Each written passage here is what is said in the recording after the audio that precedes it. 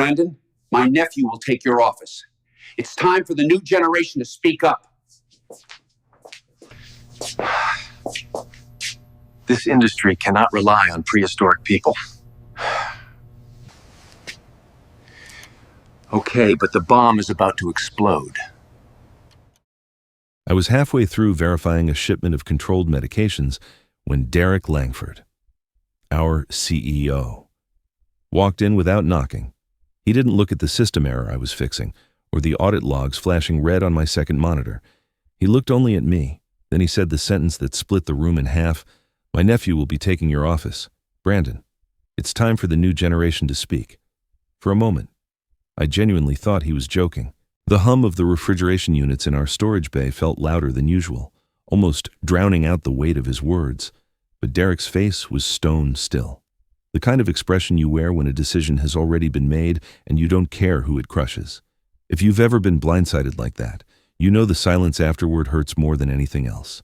And tell me, where are you listening from right now? I'm genuinely happy to be connected with you. But why is it that 95% of you are listening without subscribing? That's almost as shocking as Derek giving my office to a TikTok MBA student. So hit that subscribe button, because when you do, you won't miss a single twist in these stories. Shall we continue? Before I could respond, Evan stepped into view.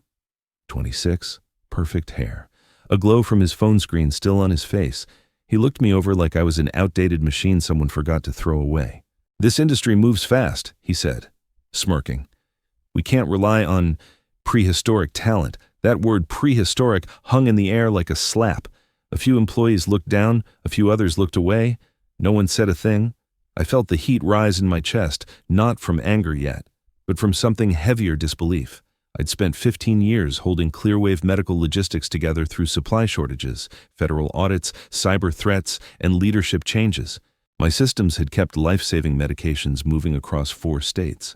And now, with one careless sentence, I'd been demoted by a kid whose biggest accomplishment was a motivational LinkedIn post about modern efficiency. My hand instinctively reached for the leather briefcase sitting in the corner, scarred, worn, reliable. I bought it 20 years ago on my first day in the industry. It had been with me through every crisis, every night shift, every success no executive ever noticed. As my fingers brushed its surface, something inside me shifted. They weren't just taking a room, they were erasing a legacy mine, and for the first time in my life, I understood exactly what humiliation tasted like.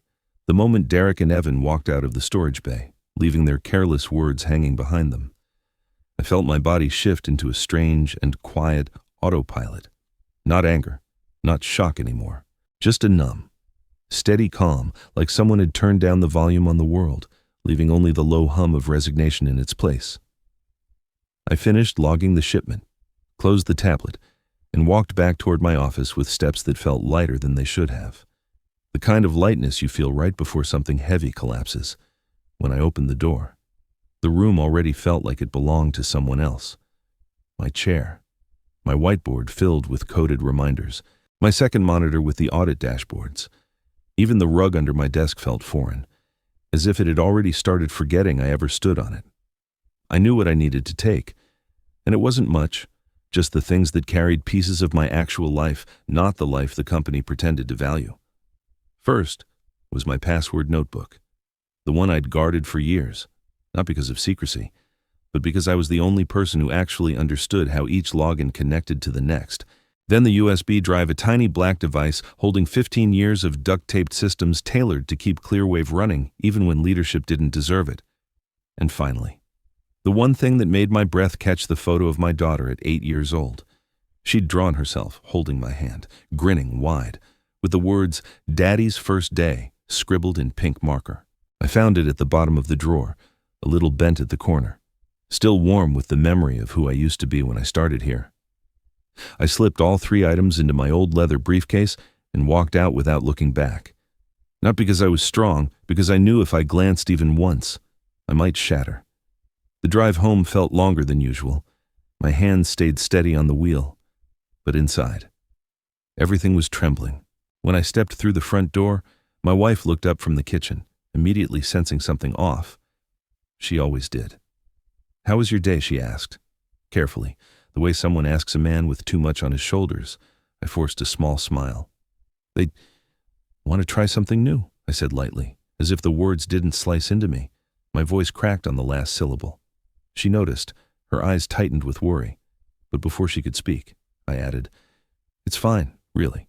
Don't worry." And that was the lie men my age tell when the world has quietly pushed them aside. I'm fine, even when nothing about it feels fine at all. The funny thing about leaving a place quietly is that the noise doesn't stop just because you walk away. In fact, sometimes it gets louder, especially when the people who pushed you out finally realize how many holes you were plugging with your bare hands.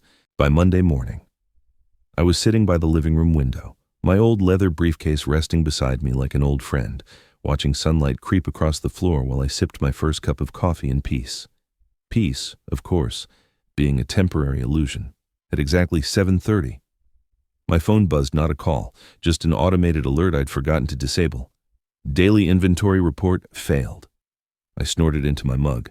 That automated report Evan bragged about, that was me pulling data from 5 incompatible systems, cleaning it manually, and structuring it into something the executives could pretend to understand. Without my hands on it, it didn't just fail. It didn't exist. I opened my laptop not to help, but to check the weather. 72 degrees, clear skies, perfect for watching a corporate ship sink from a comfortable distance. By 8 o'clock. The second alert came through distribution queue error. Translation: the controlled medication system froze because no one remembered it required a manual reset every Monday. I leaned back in my chair, amused by the thought of Evan frantically clicking through menus he'd never bothered to learn. Somewhere in that building, he was probably delivering a speech about modern efficiency while the system behind him blinked in full meltdown. 10 minutes later, a third alert chimed. Hospital hotline unanswered. 14 missed calls. That one actually made me laugh. I pictured nurses from 3 different hospitals trying to get updates on life-saving medications, only to be met with Evan's sparkling new voicemail greeting. The same kid who once told me, "We need to automate empathy," was now discovering that people in healthcare expect, well, actual people. I took another slow sip of coffee, feeling a tiny sting of guilt, but only tiny. After all, they insisted everything could run without me. I simply stepped back and let their fantasy play out. Around 9, my former colleague Gary texted me. "You seeing this chaos?" I replied with a screenshot of the weather forecast. Sunny, calm, perfect. He sent back 3 laughing emojis, and Evan looks like he's about to cry. I didn't respond.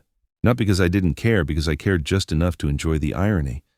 By noon, their entire system was gridlocked, and I was still sitting by the window, one hand resting on my old briefcase like a reminder of who I used to be there, and who I no longer owed anything. The truth was simple. I didn't need to lift a finger. They had walked straight into the trap they built for themselves. By Tuesday morning, the quiet amusement I felt watching their chaos from afar had already begun to thin. There's a particular kind of tension that creeps in when you know exactly what's coming next, long before the people responsible realize they've stepped onto a landmine. I was stirring sugar into my second cup of coffee when my phone buzzed once, then again. 5 missed calls in under a minute. The screen lit up with Evan's name, and the timing told me everything before I answered. I didn't pick up. I just watched the phone vibrate against the table, rattling beside my old leather briefcase like a warning bell. When it finally stopped, a voicemail chimed, then another, and another. 30 seconds later, a text message from a former colleague confirmed what I already knew. "Dude, the State Drug Control Authority just showed up. Surprise inspection. They need the narcotics storage history from the last 2 years." I closed my eyes. Of all the weeks for them to come, it had to be this one. Compliance inspections were brutal even under perfect conditions, and Clearwave hadn't seen perfect conditions in years. I was the one who kept those visits survivable. I knew the regulations by heart, knew which files inspectors preferred printed, which ones needed timestamps highlighted, and which systems always froze if the wrong report was pulled first. Evan knew none of that. Derek knew even less. My phone buzzed again. Evan, calling for the 4th time. I finally picked up on the 5th. His voice shook. "Brandon. Hey, quick question. Do you know where we keep the storage logs for Schedule 2 meds? The inspector needs them in 48 hours. 48 hours. They'd be lucky to find the right login screen in 48 days. I kept my tone calm. Those are in the compliance database. Password protected, monthly manual updates. You'll need to pull the cross-audit files too. A beat of silence. Okay, great. So, what's the password? I looked out the window at the quiet street, inhaled slowly, and delivered the line I had every right to say. I'm consulting now. My work is billable. Another long silence. So, you're not going to help? I didn't say that. I said I work on retainer. He exhaled sharply. Defeated. I'll talk to my dad. The call ended. And then nothing. For the first time all week. My phone stopped buzzing. The silence that followed wasn't peaceful. It was heavy, almost ominous. Because I knew exactly what it meant. Evan wasn't calling anymore because he'd decided to fix it himself. And a part of me truly wished he wouldn't. Because whatever mess they were in now, he was about to make it 3 times worse by Thursday morning. The consequences of the regulatory mess were already spreading like cracks in a windshield. You tap one spot, and the pressure lines race outward into every direction you hoped they wouldn't.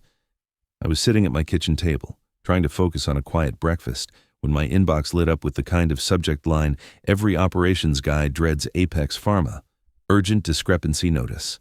For a second, I actually hesitated before opening it. Some part of me hoped it was a mistake, a misrouted email, anything other than what it turned out to be.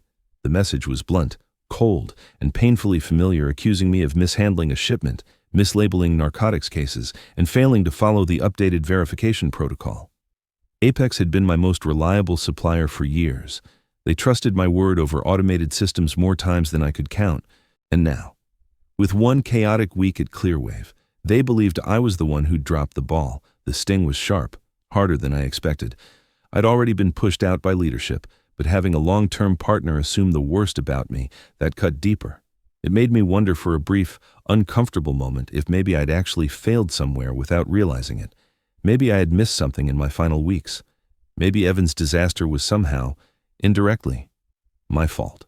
That creeping doubt stuck with me for hours. Around midday, the mail arrived, and in it came a white envelope from my doctor. Routine checkup results.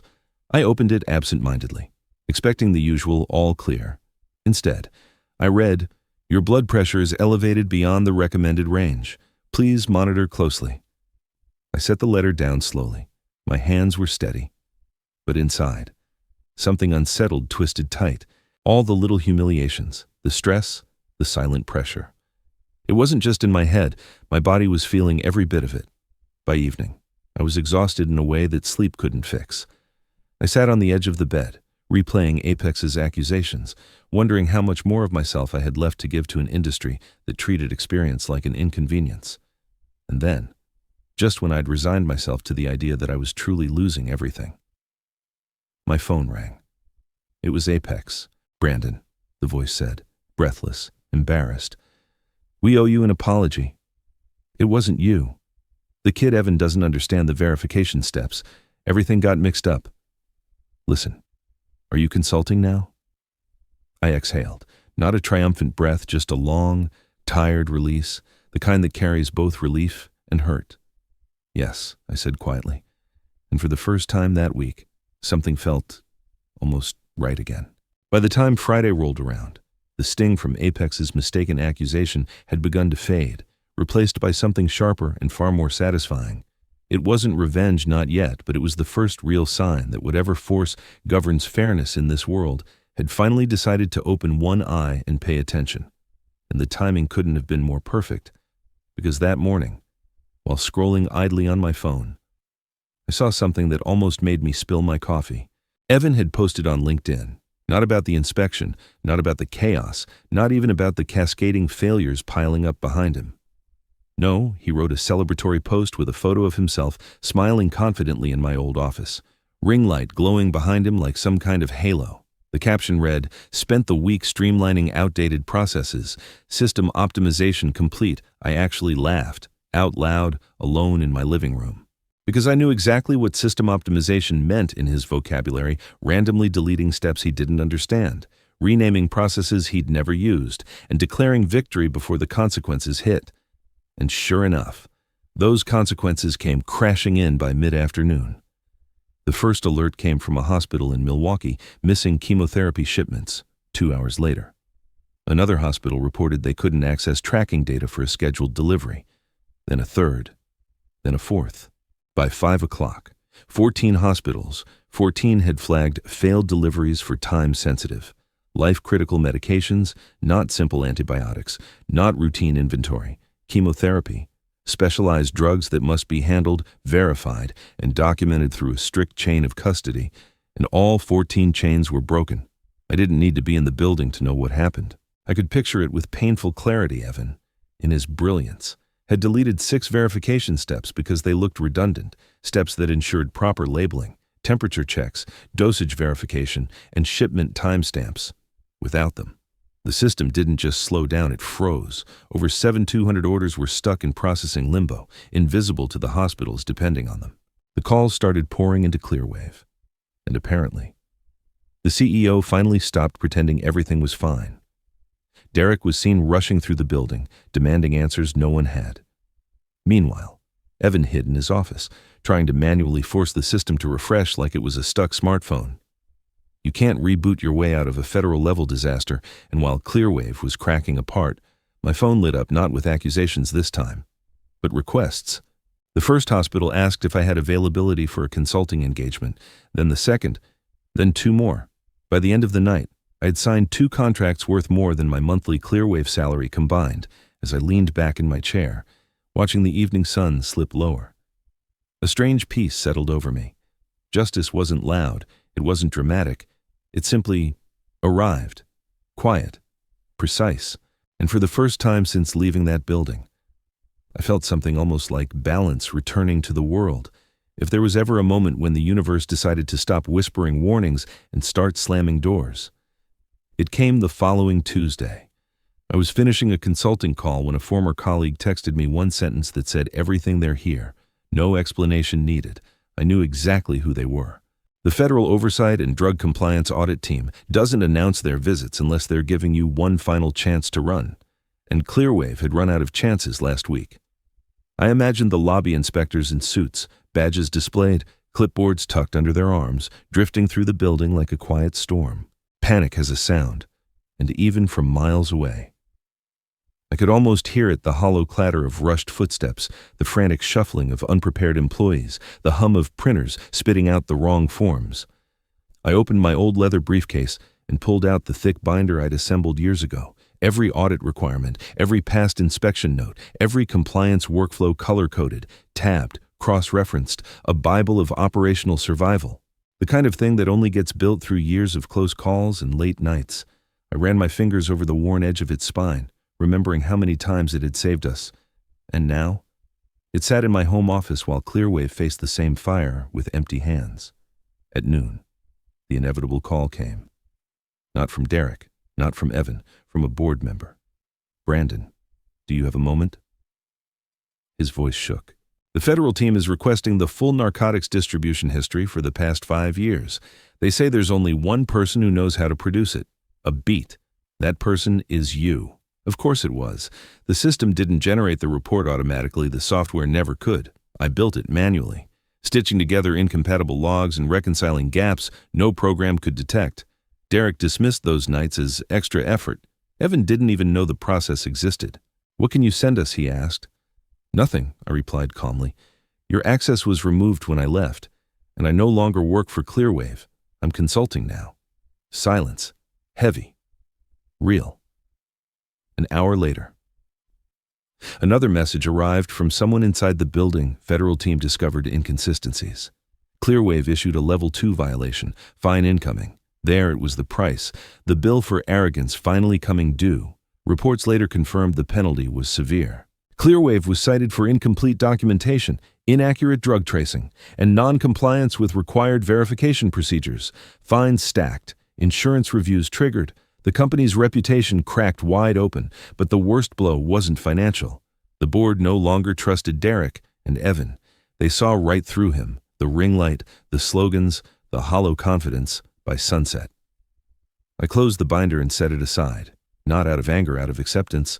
The reckoning had begun, not because I wanted it, because it was earned. There's a strange quiet that settles in after a disaster, like the air is waiting for someone to finally admit the truth out loud. That quiet lasted about 48 hours before the board of directors found my number. By then, Clearwave's federal violation had already circulated through internal channels, and the company's executives were scrambling harder than I had ever seen them scramble when I was still on payroll. The first message came early in the morning, Brandon. The board would like a brief discussion if you're available. I could almost hear the tension behind the text. A discussion from a board that once treated me like background noise was already telling. 2 hours later, I received a Zoom link. I clicked it, and before the screen fully loaded, I heard the sentence I never expected to hear from people who once barely acknowledged my existence. "We need you." Those 3 words hung in the air like a confession, not a greeting, not an invitation, a surrender. The board members appeared one by one, their faces drawn, tired, embarrassed, no ring lights, no scripted corporate smiles, just raw desperation painted across executives who finally understood the cost of losing the one person who kept their house standing. "Brandon," one director began, clearing his throat, "we underestimated the complexity of your role." That was the most polite form of "we messed up" I had ever heard. Another spoke next. "We'd like to bring you back temporarily to stabilize the system, just until we get through this compliance cycle and the new audit requirements."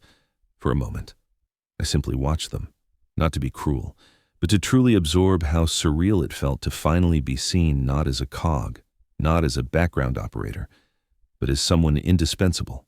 15 years of invisibility, and suddenly, I was the only name they could say without stuttering. "I can help," I said calmly, "but I don't work for Clearwave anymore. I'm consulting now." They nodded quickly. Almost too quickly. "Name your rate." I didn't flinch. $18,000 a month, minimum 3-month contract, no on-site requirement, all communication goes through a project liaison. Then came silence. 11 whole seconds. I counted them, not because I needed to, but because those seconds felt like a lifetime's worth of validation for the first time in years. They weren't ignoring me, they weren't interrupting me, they weren't talking over me, they were thinking. And then, finally, the chairman spoke, agreed, just like that. No negotiating, no backtracking, no disguise, acceptance, full and complete. As the call ended, I leaned back in my chair and let the realization settle over me. This was the first time in my entire Clearwave career that I wasn't being tolerated, I was being valued, sought out, respected, for the first time in a very long time. I felt seen, not because they wanted me back, but because, finally, they understood why they needed me at all. The board's acceptance of my consulting terms should have been the peak of the week, but life has a way of saving the most dramatic scene for last. 2 evenings later, just as I was reviewing a project timeline for one of my new hospital clients, headlights swept across my living room wall, a car door slammed, then another, heavy. Frantic footsteps approached my front door like someone racing against time. When I opened it, Derek Langford stood there pale, trembling, stripped of every ounce of corporate confidence he once wore like armor. His tie was loose, his hair disheveled, and for the first time since I'd known him, he looked smaller than the weight of his own decisions. "Brandon," his voice cracked, "you have to help me. My nephew, he's destroyed the company." There it was, the sentence I had waited weeks to hear, not because I wanted them to fail, but because truth that long ignored eventually demands to be spoken. I stepped aside, letting him in without a word.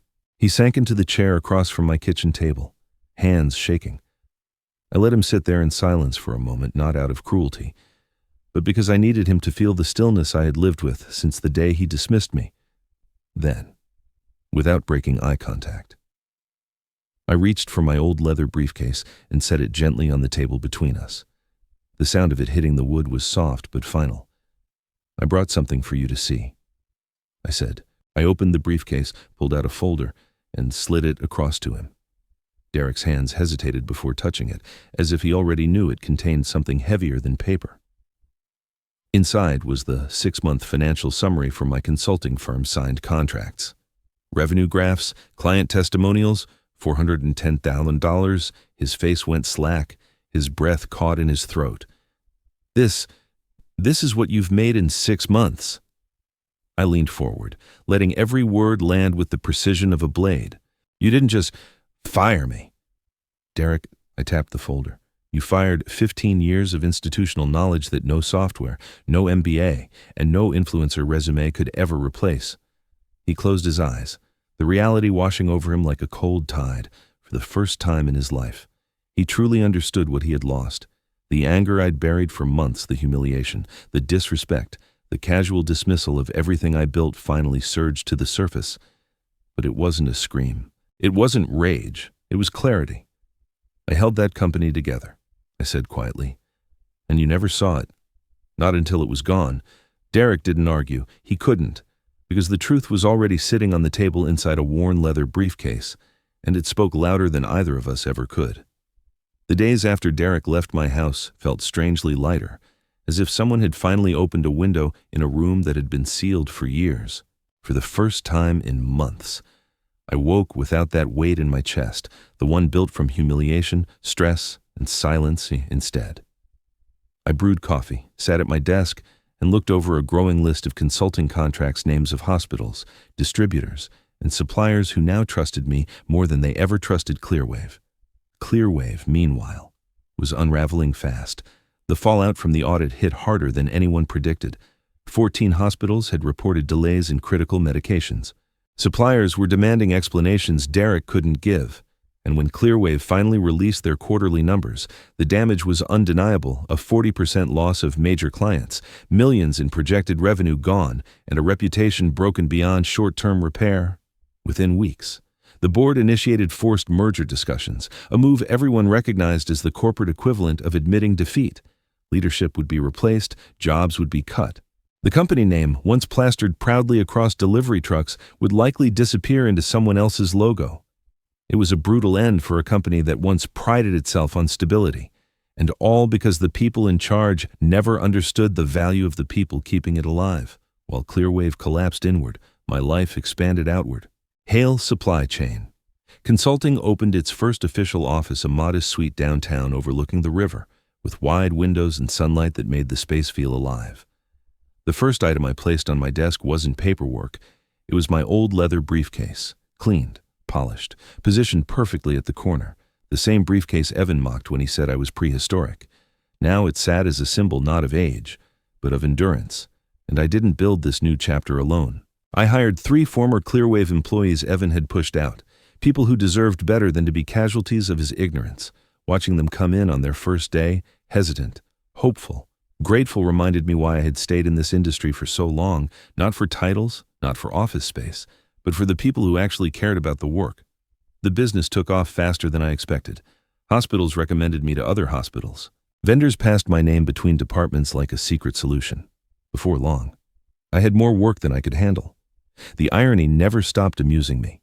The man they said was too old to keep up was now the one everyone relied on to fix what the younger generation broke. One quiet morning, as I reviewed a major contract proposal, my phone buzzed. A message from Evan. "Uncle Brandon, I'm sorry. I really messed things up. Can you teach me? I want to learn." I stared at the screen for a long moment, not out of anger, but understanding. Life had come full circle in a way neither of us expected.